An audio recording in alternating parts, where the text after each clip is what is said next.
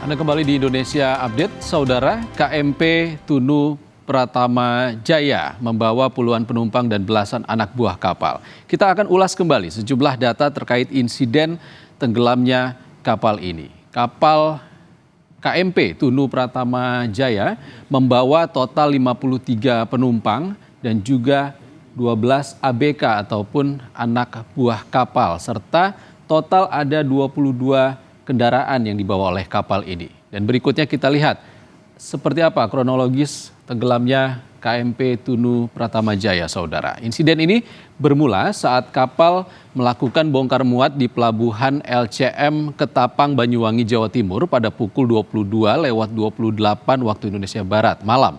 Kapal kemudian baru berangkat menuju pelabuhan Gilimanuk, Bali pada 22:56 waktu Indonesia Barat. Namun hanya berselang kurang lebih setengah jam kemudian kapal mengalami gangguan di tengah pelayaran dan meminta bantuan. Itu terjadi tepatnya pukul 23:20 waktu Indonesia Barat. Dan 15 menit kemudian, tepatnya pada pukul 23:35 waktu Indonesia Barat, kapal pun mengalami blackout atau mati total di perairan Selat Bali. Dan tak lama kemudian kapal terbalik dan akhirnya tenggelam.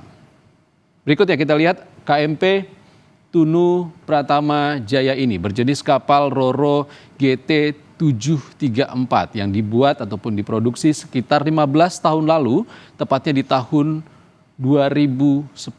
Kapal ini, Saudara, memiliki panjang 63,3 meter dan juga lebar 12 meter dan draft sepanjang 2,5 meter. Draft itu adalah titik dari lunas ataupun titik terendah dari kapal dan dihitung secara vertikal pada titik air yang mengenai kapal. Dan, Saudara, kapal ini dapat melaju dengan rata-rata kecepatan pada 4,3 knot, namun dapat mencapai kecepatan maksimal di 7,1 knot. Saudara, proses pencarian terhadap 30 korban tenggelamnya KMP Tunu Pratama Jaya terus dilakukan. Kita akan perbarui informasinya bersama jurnalis Kompas TV, Hernawan Mustika di Pelabuhan Ketapang, Banyuwangi.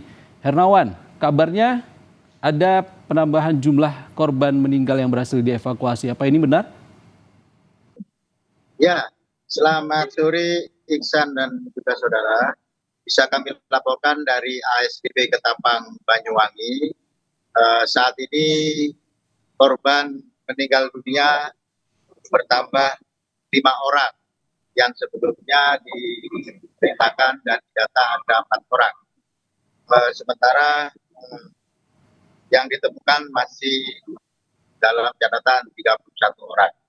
Sementara juga kami laporkan juga bahwa saat ini kondisi cuaca antara pelabuhan Ketapang hingga Gilimanuk berangsur kembali normal meskipun masih terjadi angin kencang dan gelombang tinggi. Seperti itu. Hernawan, kalau sebelumnya disebutkan ada 30 orang yang hilang dengan bertambahnya 1 korban meninggal ini, artinya masih ada 29 korban hilang lagi yang harus dicari. Seperti apa proses pencarian di sana? Dapat kami laporkan juga tim Basarnas gabungan saat ini melakukan proses pencarian di sejumlah titik yang belum bisa kami rinci karena memang kondisi petugas sudah berada di tengah lapangan, di tengah laut dan juga. Jadi proses pencarian terus dilakukan untuk menemukan para korban yang belum ditemukan. Seperti itu, Isan. Apa yang menjadi tantangan para petugas di sana? Dari pantauan kami yang menjadi tantangan yakni adanya gelombang tinggi yang disertai angin kencang karena memang diketahui Selat Bali antara Ketapang menuju Gilimanuk ini memang dikenal dengan adanya angin kencang serta gelombang yang tinggi yang bisa membahayakan keselamatan perahu atau kapal yang melintas. Oke, Hernawan, apa ada upaya untuk perluasan titik pencarian di Selat Bali?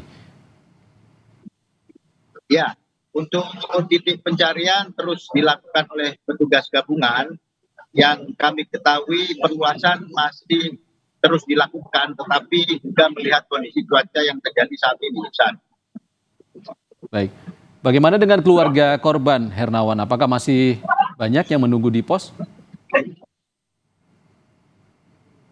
Posko Ketapang Banyuwangi, sejumlah keluarga masih terus dilayani oleh petugas di posko, baik itu untuk mendata ataupun mencari informasi keluarga yang sebagian besar menanyakan keberadaan dan keselamatan keluarganya yang menjadi penumpang di kapal tersebut.